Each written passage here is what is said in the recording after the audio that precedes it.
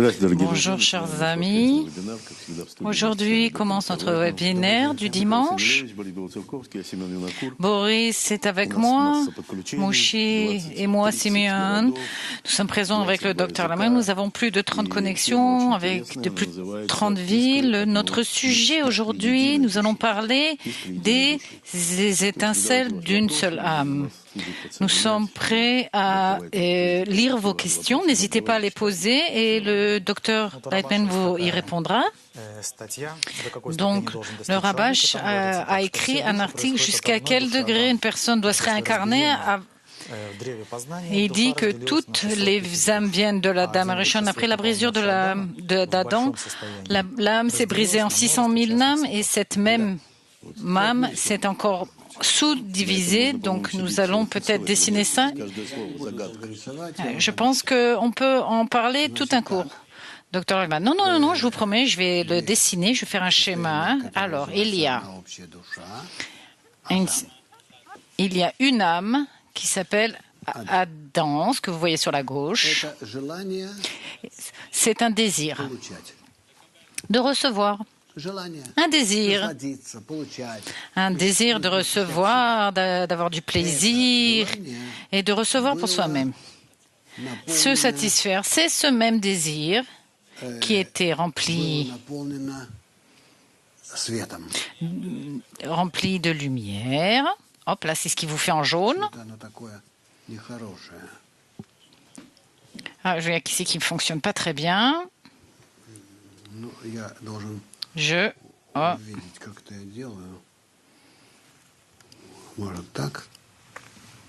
il a effacé le jaune. Oui, comme ça. Alors, il vous remet en jaune. Ce désir s'est rempli de lumière. Et la lumière, c'est la lumière de l'âme. Or Neshama, qui remplit le désir. Une lumière de plaisir. Mais dans cette situation, cette création, si je peux l'appeler comme ça, se sent très petit et se ressent vraiment à un degré très faible. On l'a créé comme un petit bébé qu'on donne à manger, qui est dans les bras de sa mère. Il ressent juste son odeur, tout va bien. Et c'est comme ça qu'il ressent toute sa vie. Simeon dit, c'est comme ça que vous voulez vivre? Docteur Leman, il y a des gens qui apprécient vraiment cette situation. Mais, à notre regret, ou disons non pas notre regret, le Créateur ne veut pas nous laisser dans cette situation de petit enfant. Et donc, il veut que nous atteignions son état, la situation la plus développée. Alors, qu'est-ce qu'il a fait? Il a cassé, brisé ce désir, son désir, en beaucoup de parties, de morceaux. Beaucoup de morceaux.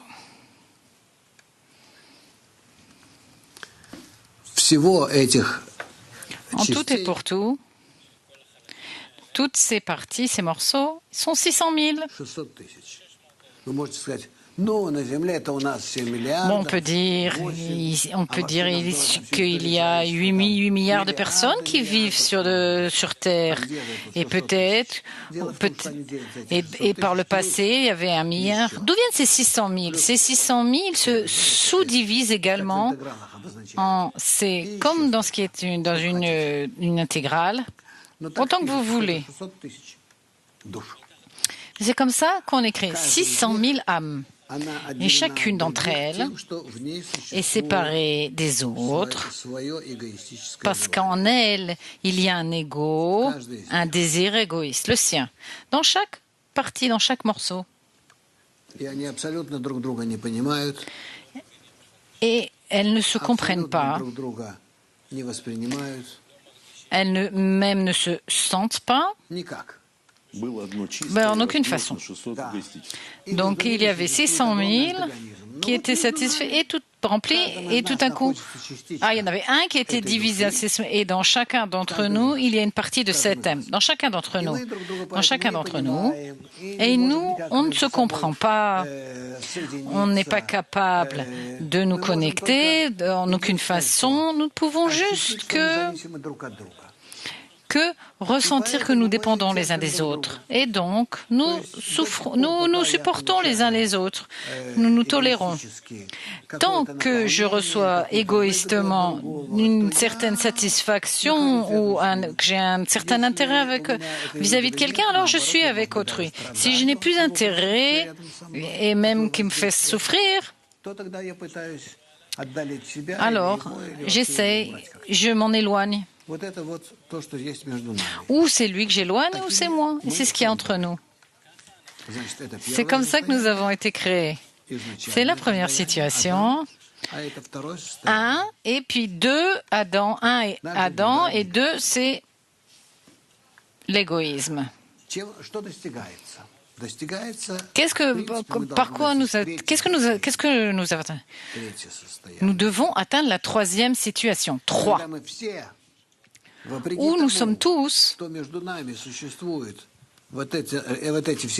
que nous soyons tous divisés et séparés les uns des autres, en dépit de ce réseau qui nous divise, nous nous élevons au-dessus.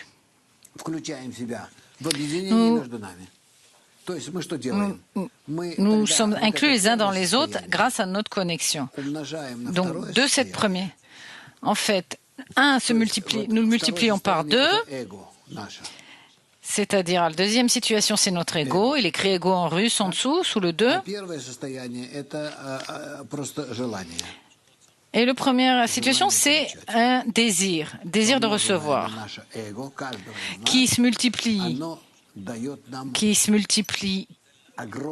avec l'ego de chacun d'entre nous.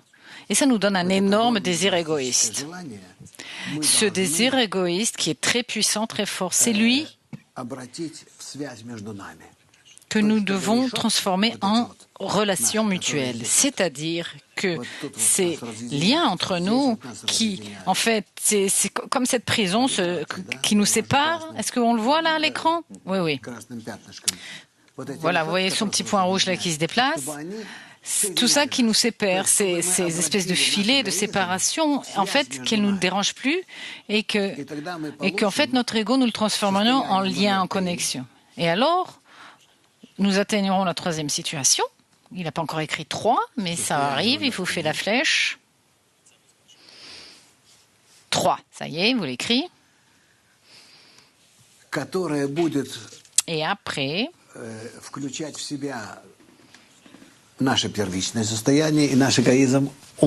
cette situation 3 aura en elle la première situation 1 et l'égoïsme de la situation 2. Bref, nous atteindrons une situation, un état où nous serons absolument dans la tribu du don sans réserve. Je vais écrire ici don. Je l'écris avec des lettres russes, mais avec le mot hébreu, Hashpa. Je pense que l'ordinateur ici a été mal préparé pour moi. Donc, ce don est très particulier, c'est-à-dire cet égoïsme que le Créateur a créé en nous, là, ce petit verre qui vous fait là, qui a été créé en nous par le Créateur, nous le multiplions.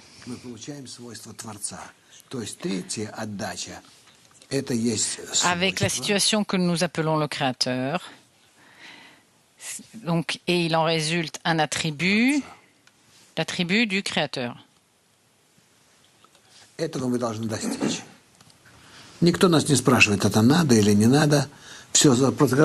ne nous demande notre avis, si on veut ou pas. C'est, en fait, on a été programmé que pour qu'en fin de compte, nous arriverons à cette situation, nous aurons un seul désir uni et un attribut, le don.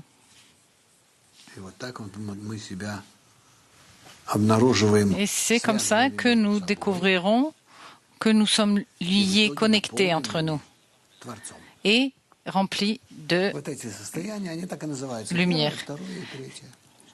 Ces situations s'appellent 1, 2, 3.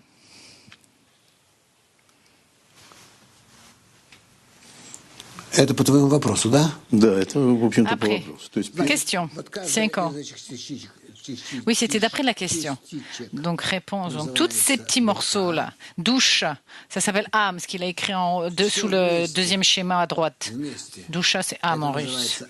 Tout ça ensemble s'appelle Adam, du mot hébreu domé, ressembler, et damé au futur, qui veut dire ressembler. Et nous appelons Bnei Adam, les enfants d'Adam. Une âme ou les enfants d'Adam, ça c'est la même chose. Bnei Adam, c'est les enfants d'Adam, mais c'est en même temps les êtres humains, c'est traduit. Donc il y a 3 temps. Réponse, oui. 1, c'est le début de la création. Début de la création, il est créé en russe. Et hop. En 2. Pardon. En 3. C'est la fin de la création.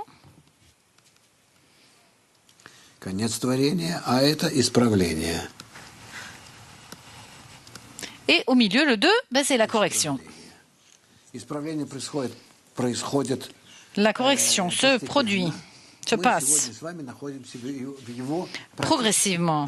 Nous sommes aujourd'hui à sa dernière étape. Nous avons déjà passé beaucoup d'étapes.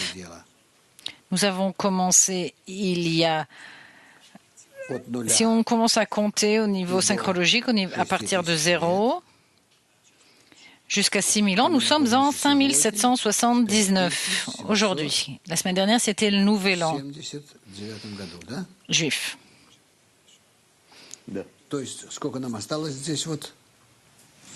Voilà. Alors, combien il nous reste? 200 et quelques 221 ans. Il nous reste avant. Mais on peut le faire avant. On peut corriger la réparation finale. On peut le faire avant. Senka.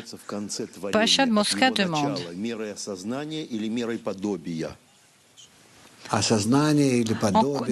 Quelle est la différence entre la création, entre la fin et le début?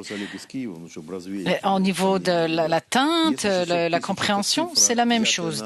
Si 6000 ans, c'est un chiffre. Si j'étais un kabbaliste, réponse, non, non, non. Ce n'est pas un chiffre inventé comme ça. La sagesse de la Kabbale est une science très précise. Tu peux t'y plonger et voir que c'est un chiffre très clair. Mais il y a après une continuation de la répartition pour chaque chose. Tout dépend de la résolution. Si on a besoin, il y a un chiffre qui apparaît. Il y a toutes sortes d'intégrations, de liens mutuels, d'inclusion, etc., etc. Mouchi, c'est comme une langue, 100 mètres, 1 mètre, 1000 mètres. Oui, oui, oui. Réponse, oui, oui. De près 10, 100, 1000, quand Malchut atteint Zeranpin et qu'ils atteignent le Créateur, ça s'appelle ces 6 sphérotes.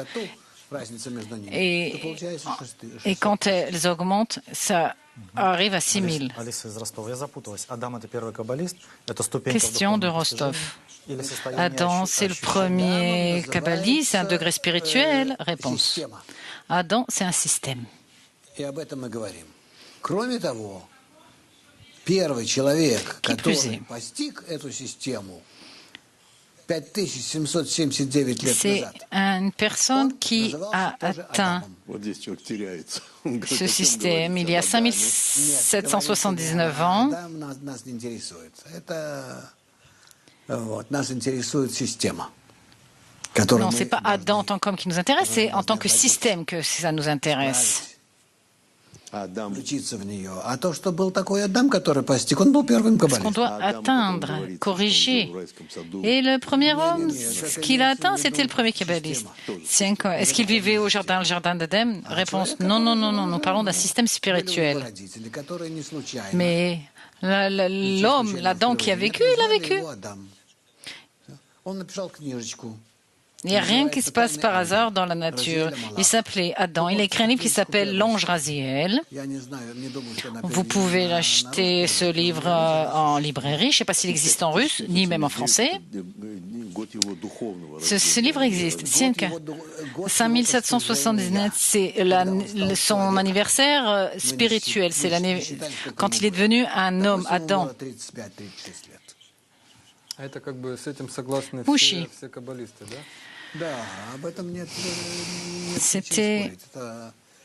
Ils étaient tous kabbalistes. Réponse, oui, oui, oui. Celui qui a atteint le monde spirituel.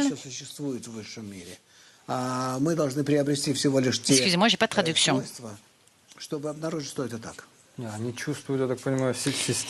Il faut acquérir ces attributs pour le dévoiler. Mouchi, j'atteins le système du premier homme, qu'il y a un thème homme. Réponse. Quand tu atteins ce système, tu en fais partie.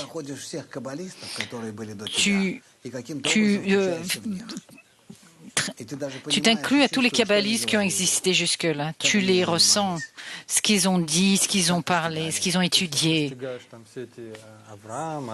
et ce qu'ils ont atteint. Mouchi, tu atteins Abraham. Réponse. Tu atteins en tant qu'une partie du système, comme des gens qui ont atteint ce système. C'est ça qui m'intéresse, moi. C'était si des gens qui existaient physiquement. Réponse. Comment ça, des gens? C'est pas. J'atteins son attribut personnel, son intériorité, pas la personne elle-même. Mouchi, ces attributs sont un jour revêtis dans un gouffre. Il y a 5770. Rav, c'est pas dans le corps que sont ces attributs, ce sont dans l'âme. Boris dit, vous avez mentionné l'ange Raziel. Boris. On dit qu'il y a toutes sortes de secrets, d'anges. Réponse. Quoi, des secrets, tout ça? Tout ce qui est secret, c'est parce que ça m'est caché. C'est caché. Et une fois que je découvrirai, ça ne me sera plus caché, ça ne sera plus un secret. Qu'est-ce que c'est un ange? Un ange, c'est une force. Toute force s'appelle un ange. Si je fais tomber un stylo par terre, ça veut dire que dans la terre, il y a une force, la force d'attraction, qui se retrouve, tout ce qui est au-dessus de la terre, en elle. Ça s'appelle l'ange de l'attraction. Quand ils ont découvert les ondes électromagnétiques, toute apparition d'une force s'appelle un ange. Simeon, qu'est-ce qui me fait bouger d'un endroit à l'autre? Réponse, un ange, malach, qui vient du mot malchut. Et tout ce qui... Mais quelle est la différence entre ces forces qu'on découvre? Adam a découvert le système intégral qui se trouve dans toute la réalité, tous les hommes, dans tout le monde supérieur. Cette force qu'il a découverte l'a appelé le Créateur. Boré en hébreu. Boré,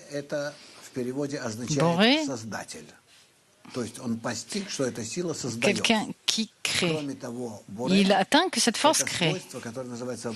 De plus, le Créateur, c'est un attribut qui dit Boré en français. Viens, Boré et vois.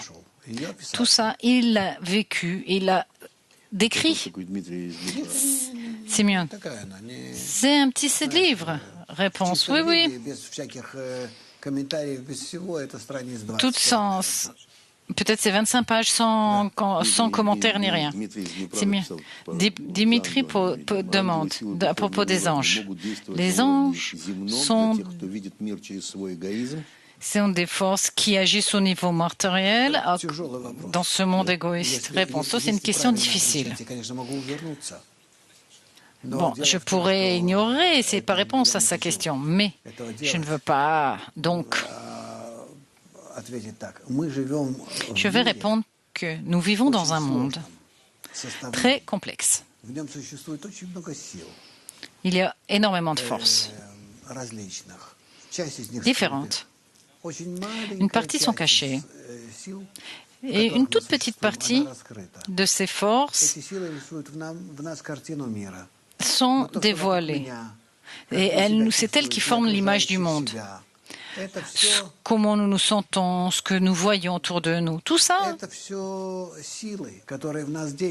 sont des forces qui agissent en nous. Et il nous semble que nous agissons dans un monde matériel, alors qu'en fait, ce monde n'existe pas. Il est en nous, il est décrit en nous. Et nous, il nous semble qu'il existe à l'extérieur de nous. Donc, une personne qui commence à atteindre le monde spirituel commence à ajouter à ce monde matériel une petite couche, commence à ajouter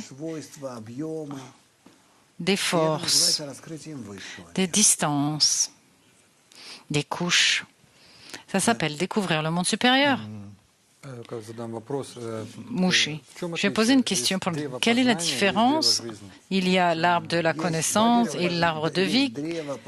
Ce sont deux arbres. Quelle est la différence? Réponse. L'arbre de la connaissance qui est bien que du mal, qui est aussi bien ou mal. Le bien dans le mal et le mal dans le bien. Et l'arbre de vie, c'est l'arbre qui se trouve déjà à la réparation finale. Un arbre, etz en hébreu. C'est la construction, la structure parfaite de Zeir Anpin, du Créateur, qui est accepté, quand il est accepté par la créature et qu'il l'adapte en lui et qui prend sa forme et lui ressemble, alors la créature s'appelle un arbre. Et pour l'instant, tu atteins cet arbre.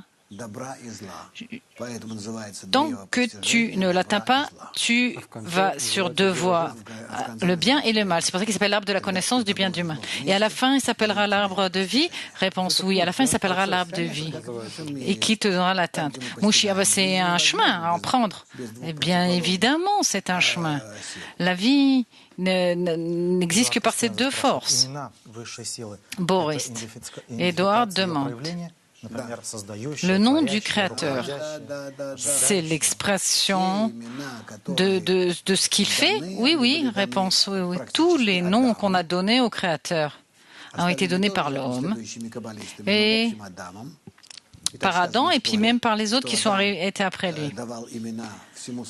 Il est écrit dans la Torah que Adam a donné des noms à tout ce qu'il a vu et d'après les attributs, les valeurs qu'il a atteintes. C'est un cas.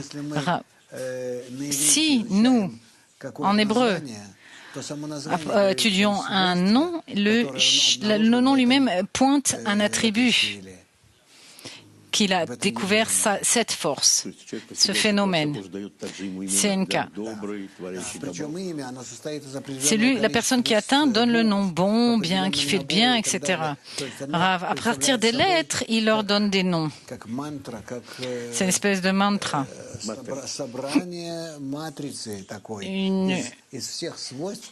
Des matrices qui s'ajoutent de tous les attributs qui s'incluent dans ce phénomène. C'est une langue scientifique. Boris, je voudrais lire un autre extrait issu des 600 000 âmes, un article du Baal HaSulam, Rav. Ces étincelles, je voudrais rajouter quelque chose ici. Ici, ce C que j'ai écrit là, en haut à droite. Ce sont encore des étincelles, alors que les 600 000 sont des âmes. Chaque cellule ici, c'est une âme, donc il y en a 600 même, et à côté de ces âmes, il y a des étincelles, des étincelles d'âmes, qui sont une sous-division des 600 000, comme quand on le signe intégral en mathématiques. Quand il y a d'autres choses. C'est pareil ici. J'ai écrit un C, mais c'est pareil. Quoi, il y a une différence entre les âmes et les étincelles? Réponse oui. Les étincelles sont plus petites, plus détaillées. Boris, alors, la répartition de 600 000 âmes dans le désir de chacun et Quand on répare notre intention de la réception du don, et la lumière de la Neshama commence à éclairer ces âmes. Donc ça arrive dans l'égoïsme de chacun d'entre nous. Réponse bien sûr, puisque chacun d'entre nous, chacun de vous, chacun doit atteindre l'attribut de Adam complet. Imaginez-vous, regardez par exemple, je ne connais pas tous vos noms, mais prenez un Adam, chaque personne. On voit Constantin de Novosibirsk, il est là, ici. Alors, Constantin de Novosibirsk. Alors, quand il atteindra sa réparation finale, son désir de recevoir s'appellera Adam. C'est bon? Allez, la suite. Boris. Question. Comment j'atteins les 6 sphérotes de Zéranpin dans ma partie féminine? Réponse. Ne faites pas de distinction entre l'homme et être un homme ou une femme. La répartition masculine-féminine dans une c'est dans votre corps au niveau des hormones. Nous avons vu au cours de l'histoire qu'il y avait des femmes qui étaient kabbalistes et qui avaient une atteinte bien plus élevée que les hommes.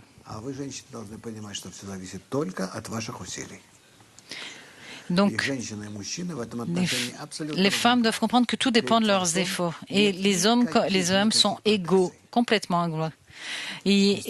Personne n'a du piston auprès du Créateur, ni les hommes ni les femmes. Il y a 6 sortes de désirs masculins et un féminin. Oui, mais il y a chacun également entre nous. Question. Quand on ressemblera au Créateur et à Darol, est-ce qu'on pourra créer quelque chose ex nihilo? Réponse non. Non, une telle chose n'existe pas. Tu pourras créer à partir de ce qui existe des choses nouvelles, à partir de ton désir réparé. Tu pourras le créer avec ton désir qui est correct. Question de Kiev. L'âme est la lumière ou le récipient? Réponse. Nous n'avons aucun lien avec la lumière, uniquement avec le récipient. L'âme générale ou l'âme individuelle sont des expressions très floues. Parce que qu'est-ce qu'une âme? Le désir de donner, un désir d'aimer, un désir de se connecter. Et donc, dès l'instant où j'ai l'opportunité de faire, d'avoir d'autres désirs, je le fais afin de m'élargir. Et donc, l'âme individuelle ou l'âme générale sont des paramètres, sont en fait quelque chose entre elles. Boris, une question de Moscou, même si ça n'a pas très rapport avec le sujet étudié. Pourquoi nous devons corriger quelque chose alors qu'on n'a rien abîmé? Réponse. Personne ne vous le demande, on vous le propose juste. Il y a un programme de la création qui est prédéterminé et on vous propose de le corriger. Parce que par la correction, comme vous achetez des jeux à votre enfant, des puzzles ou des choses qu'il faut, ou des Legos, vous lui proposez de le construire, de le recomposer, ce jeu. Et sur cette base, il grandira, il comprendra mieux le monde, etc. C'est ça. C'est ce qu'on doit faire. On ne corrige rien. Le Créateur a créé la première situation. Dans cette première situation, c'est une situation idéale, puis après il l'a détruite intentionnellement pour que nous corrigeons notre partie et nous connectons aux autres morceaux et arrivons à la perfection. Et par notre travail, nous atteindrons cette perfection qui se trouve dans la première situation, c'est-à-dire la différence entre la première situation ici et la dernière, la troisième, ici, et nous multiplions de nous-mêmes et par nous-mêmes, c'est-à-dire nous atteignons tous les changements, les combinaisons, toutes les combinaisons possibles entre nous. Et ainsi, nous arrivons à la situation parfaite, à la compréhension intrinsèque de ce qu'a fait le Créateur. Pourquoi il a satisfait ce désir? Quel est l'essence de la lumière qui remplit ce désir? Et quand j'atteins tout ça, je commence à être équivalent au Créateur par ma compréhension, par mon atteinte, par ma connaissance, bref, toute la création. Et c'est comme ça que je m'élève au-dessus de ce monde matériel, vers un monde de force, vers l'infini, l'éternité, une connaissance infinie qui ne dépend pas du temps, de l'espace et du... Question d'Istanbul. S'il y a une catastrophe mondiale, qu'est-ce qui lui arrivera à l'âme générale? Réponse. Ne t'inquiète pas. Ça n'arrivera pas à toute l'humanité. Peut-être qu'il y a une partie. Nous devons juste réfléchir comment aider les gens. Commencer à nous corriger avant qu'il y ait des problèmes. Mais en principe, cette troisième situation existe dans la spiritualité. Nous ne faisons rien de nouveau. La seule chose que nous faisons, nous l'appliquons plus rapidement. Elle existe, on ne fait que le découvrir, c'est ça? Réponse oui. Autre question. Julie, deux questions.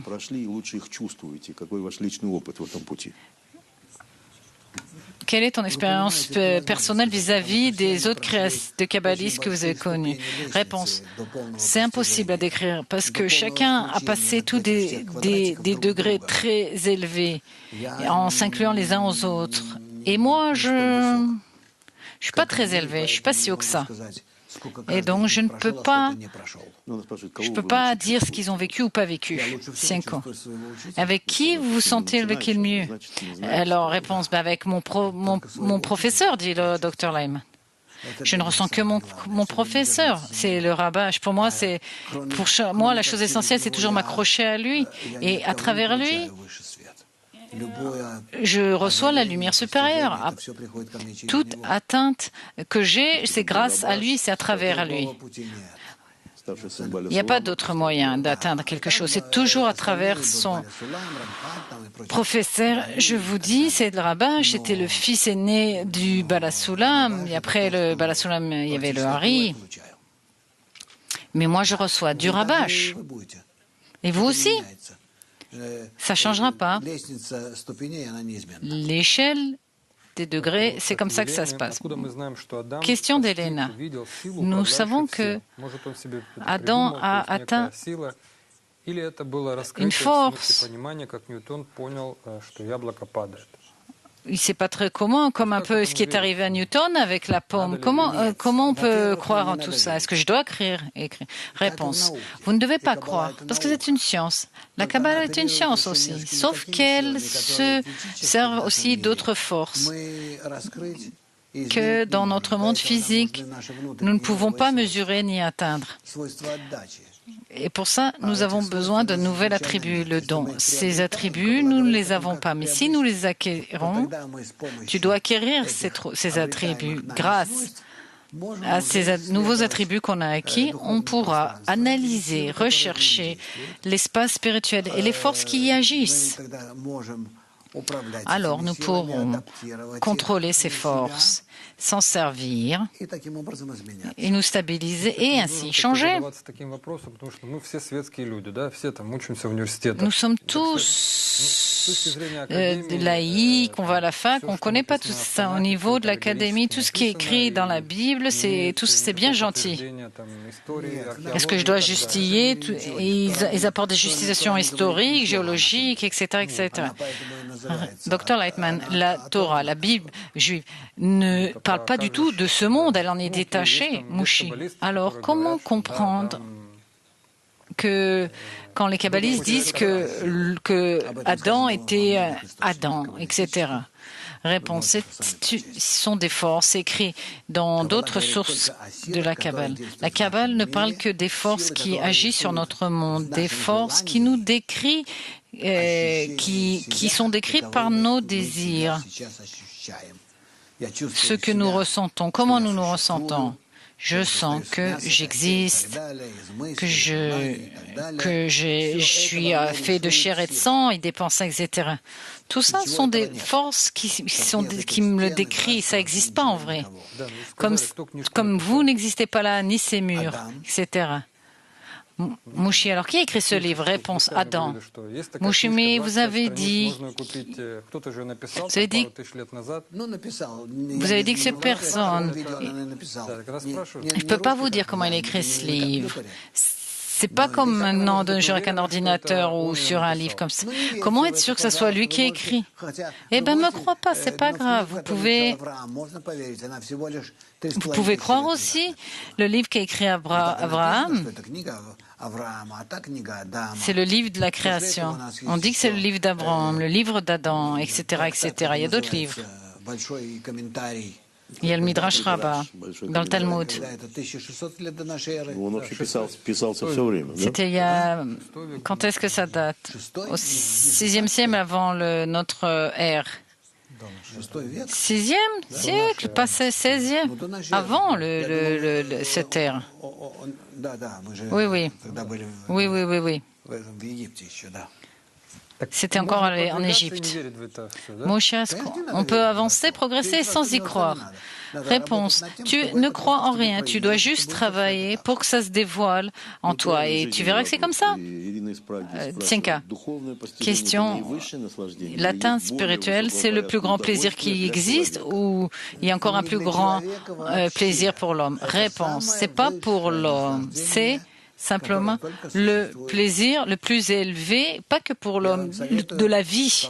Je vous recommande de le faire, d'essayer.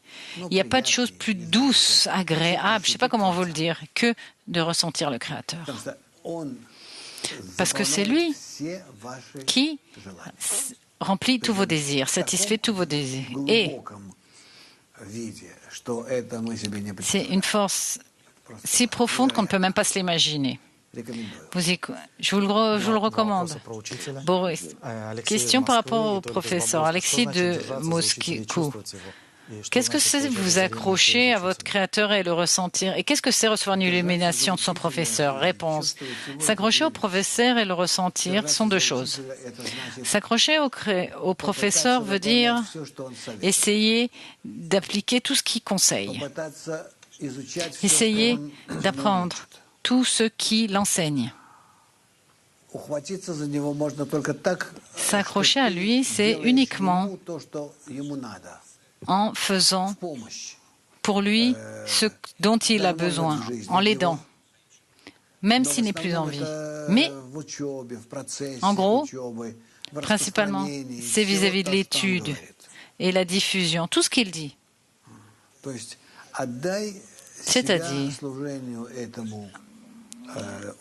sert à 100% cette personne et grâce à ça, tu atteindras l'esprit spirituel parce qu'à chaque fois qu'on s'élève, hop, je vais faire un nouveau dessin.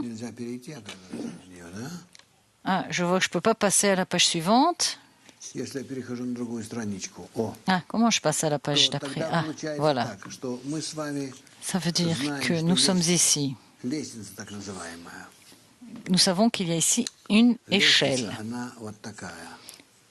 L'échelle est ainsi. Il y a comme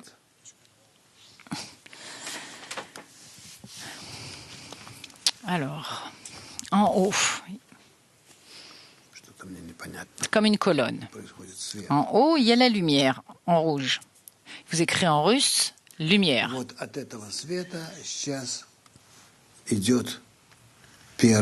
De cette lumière, il y a le premier degré.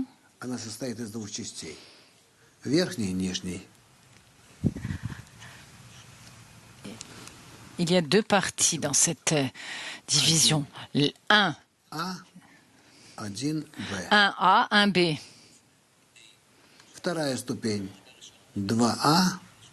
Il y a 2A, 2B, 3A, 3B, etc., etc.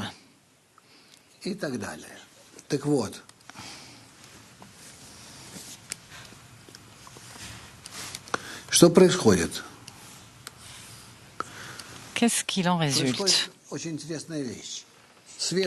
La lumière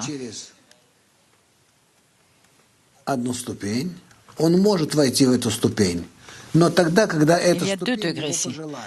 Elle peut pénétrer ce degré uniquement si ce degré le veut. Qu'est-ce que ça veut dire « veut la lumière »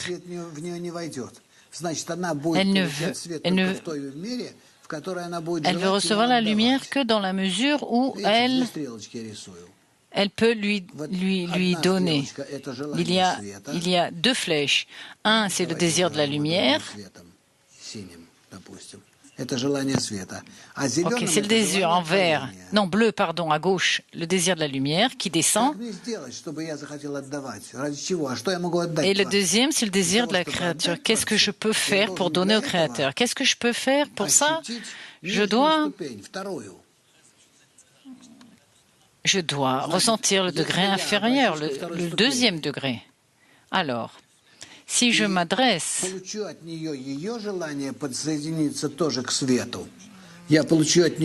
si je me connecte au deuxième degré, je reçois leur désir et je peux l'élever au degré supérieur.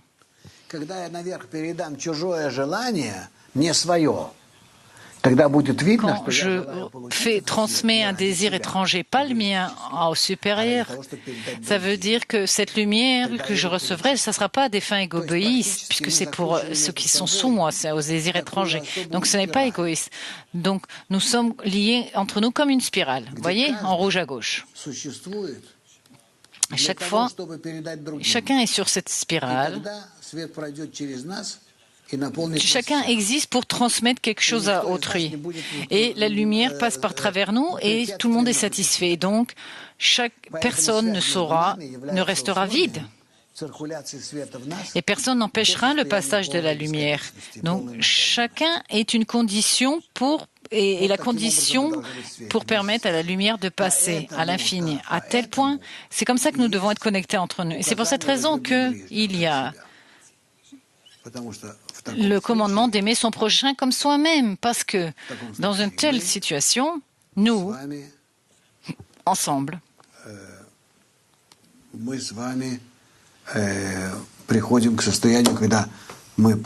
arrivons où nous sommes tous remplis de lumière supérieure, c'est-à-dire du Créateur. Nous lui avons donné la possibilité d'exister en nous. Sienka, question. Victoria demande quelle est la différence entre le désir de recevoir et l'égoïsme. Réponse. Le désir de recevoir est un désir naturel. L'égoïsme,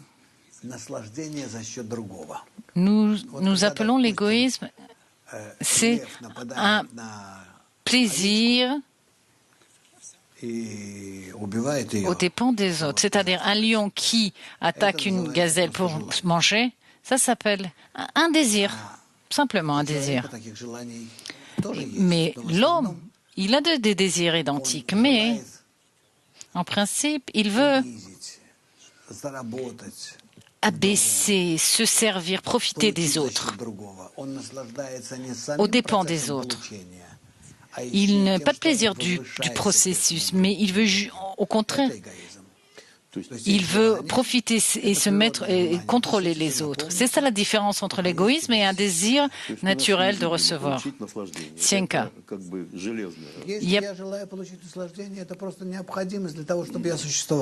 Quoi, j'ai pas le choix, je suis obligé de recevoir des plaisirs. Réponse, ben oui. Mais si je veux recevoir du plaisir aux dépens d'autrui et en me servant d'autres, alors ça, c'est de l'égoïsme, Simeon. Alors tout ça, c'est pourquoi? Réponse. Tu dois te satisfaire, mais pas aux dépens d'autrui. Ça sera naturel. Et il n'y a pas honte, il n'y a aucun problème. Ce n'est pas quelque chose de mal. Boris, question de Kiev. Je suis faible. Réponse. Personne n'est fort. Personne n'a un fort caractère. Est-ce que je dois demander de découvrir le mal? Réponse. Non, non, non, non, non, non, non. Ne jamais demander à découvrir le mal. Jamais. Vous ne devez que demander le bien, découvrir le bien. Et quand vous découvrirez quelque chose de bien en vous, vous verrez à quel point, en parallèle, vous verrez le mal. Dans la même mesure, vous découvrez le bien, vous découvrirez le mal. Mouchi, Angela de Stockholm demande, est-ce que la rapidité de mon l'éveil spirituel dépend de mes anciennes incarnations? Réponse oui. Ce n'est pas la première fois que nous vivons ce processus. Ça m'est difficile d'expliquer ce qu'est la mort, la naissance. Comment nous nous détachons de nous-mêmes, de la vie, et comment on revient, et comment nos anciens souvenirs se réveillent en nous, et que nous, autrefois nous existions, aujourd'hui on est pareil. C'est pas facile de nous l'imaginer. Nous sommes en plein processus de correction très long. Je vois le groupe de Sochi qui grandit constamment. Alors, on va commencer par une question de Sochi. On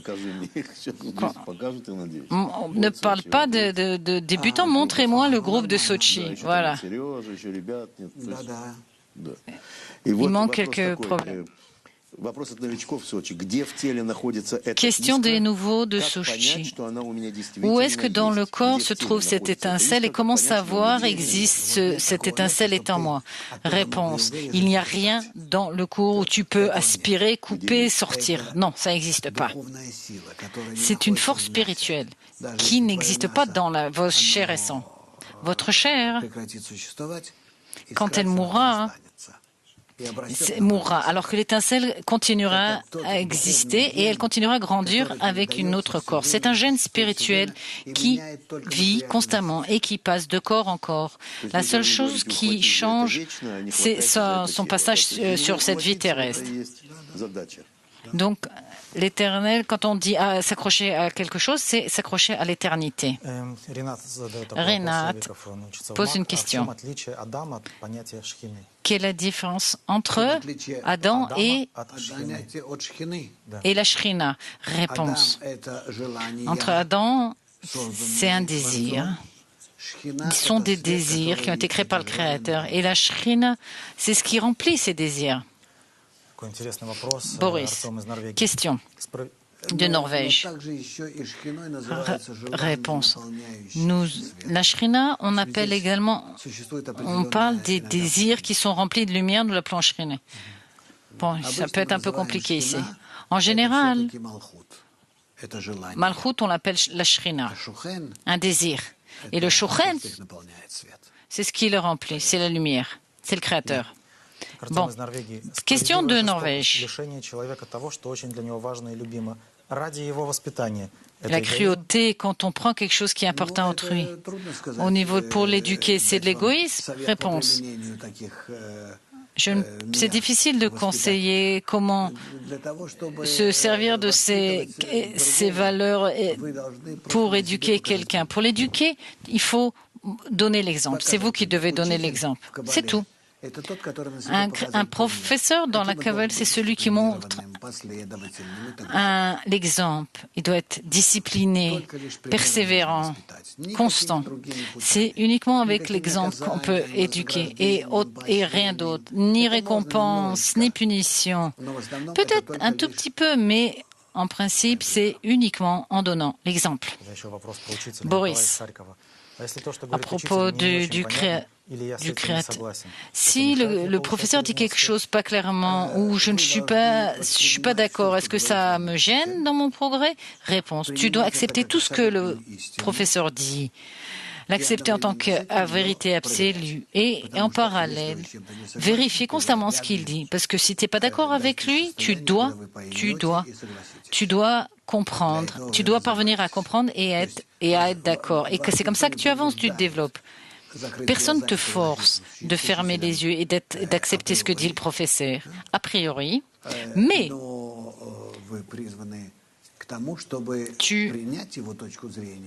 tu dois accepter son point de vue, son avis et atteindre où tu l'atteins, ce point de vue, et tu es d'accord avec ton professeur. Parce que sinon, tu n'avanceras pas et tu quitteras. Question.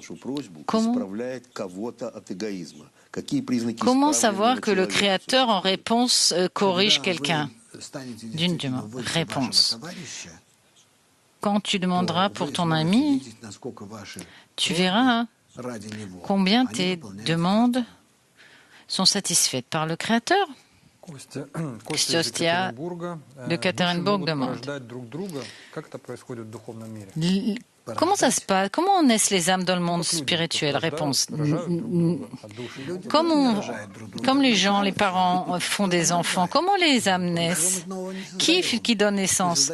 Réponse. On ne crée rien de nouveau. On crée juste de nouvelles conditions.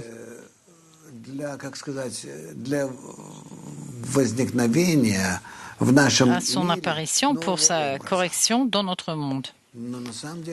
Sous notre personne. Mais rien de nouveau n'est créé ici.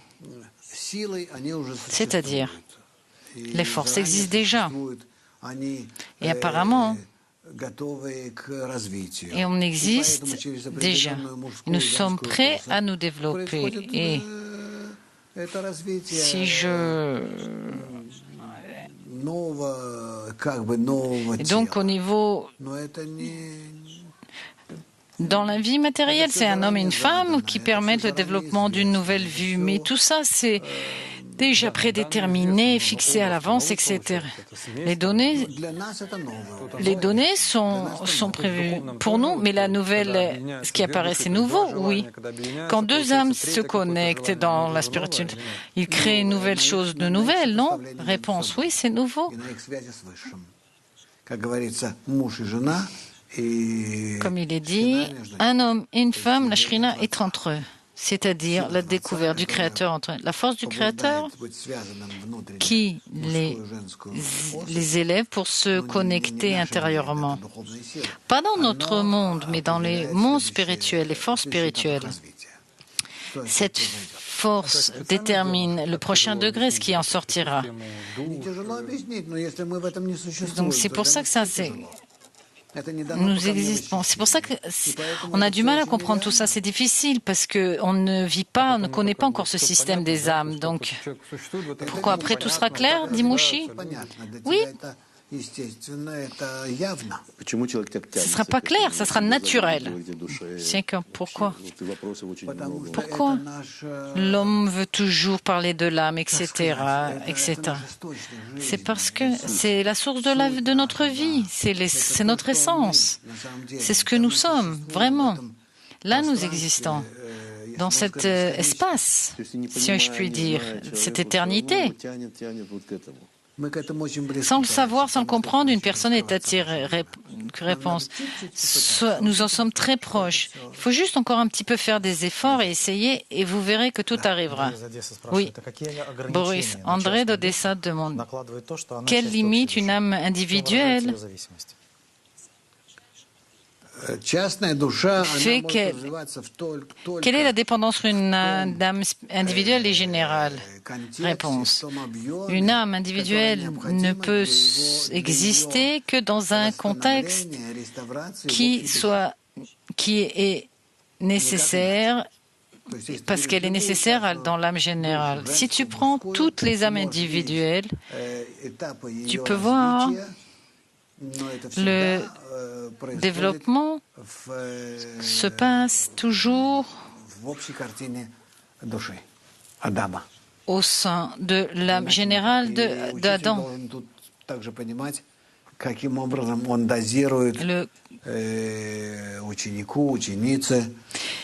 Et donc le professeur a aussi une grande responsabilité pour savoir quelle information transmettre et quel savoir transmettre à ses étudiants pour leur faire comprendre tout ça. Boris.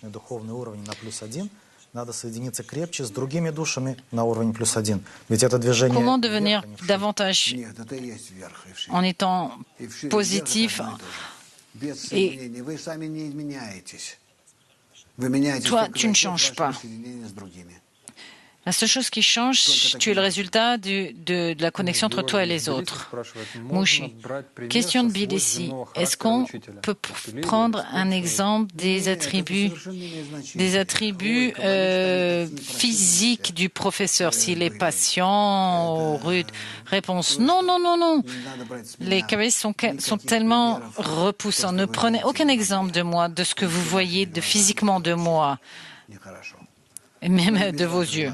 Non, non, c'est pas bien. Même si vous voyez, je suis pas un cadeau.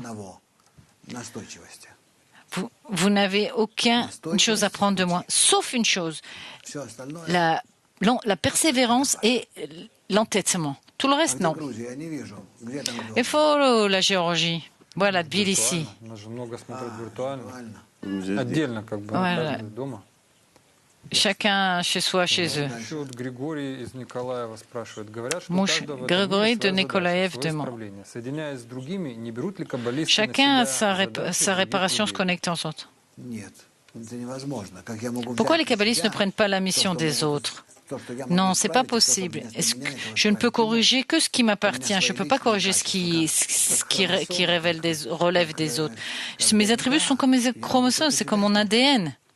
Je ne peux que me corriger, pas les autres. Oui? Question. Plusieurs annonces. J'ai beaucoup d'annonces à faire. 20 octobre, à Moscou, il y a une lecture d'introduction, un cours physique à Nikolaev. Le 20 octobre commence pour toutes les personnes de la région, les habitants. Le 22 septembre, étude du Zohar en 7 jours, très vite et rapide. Et le 3 octobre, commence un cours. Notre cours long de développement de la communauté. Nous préparons encore plus tous ensemble le premier congrès virtuel mondial qui aura du 19 au 21 octobre dans tous les centres du monde entier. Et ce qui est spécial, c'est qu'il est virtuel et c'est un congrès en russe. Et nous appelons... Est-ce que vous pouvez dire quelque chose, docteur Lemem? Je vous conseille de clarifier, de savoir... de clarifier où vous vous trouverez dans des groupes, par exemple à Kiev, Almata, etc. Vous choisissez un centre et ensemble vous regardez tous virtuellement les cours. Je vois à Vilnius, à Vilna, il y a beaucoup de Minsk. Rassemblez-vous tous ensemble dans tous nos centres et vous suivrez ensemble le congrès virtuellement. Ce sera très bien. Je vous demande déjà de voir et commencer à étudier le matériel d'études. À quelle adresse vous pouvez avoir des renseignements? Il y a un site. Toutes les informations ont été envoyées avec les cours. Il y a des cours, du matériel, tout ce qu'il vous faut. Et nous,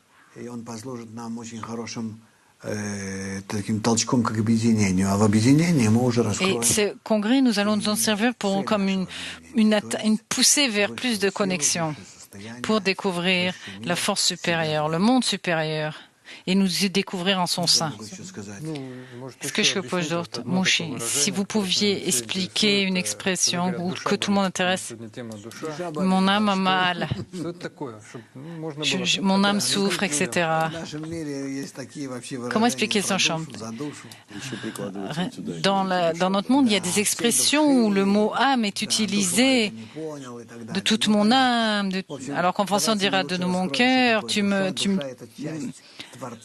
C'est préférable de découvrir ce qu'est l'âme. C'est une partie créateur, l'attribut du don en nous, l'attribut de l'amour, des liens entre nous. C'est ça l'âme.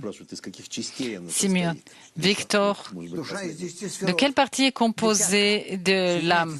Réponse, des 10 sphirotes, de la dizaine. Connectez-vous et vous découvrirez la construction de l'âme. Et vous découvrirez en vous un remplissage qui s'appelle la lumière de Neshama, le Créateur. Oh, Santiago, bonjour. Oh, je les aime énormément. Toronto, je vois, c'est un beau groupe. Je vous remercie tous d'avoir suivi ce cours. Continuons à se retrouver la semaine prochaine. Écrivez-nous, n'hésitez pas. Et préparons-nous au congrès mondial virtuel, notre premier congrès mondial virtuel.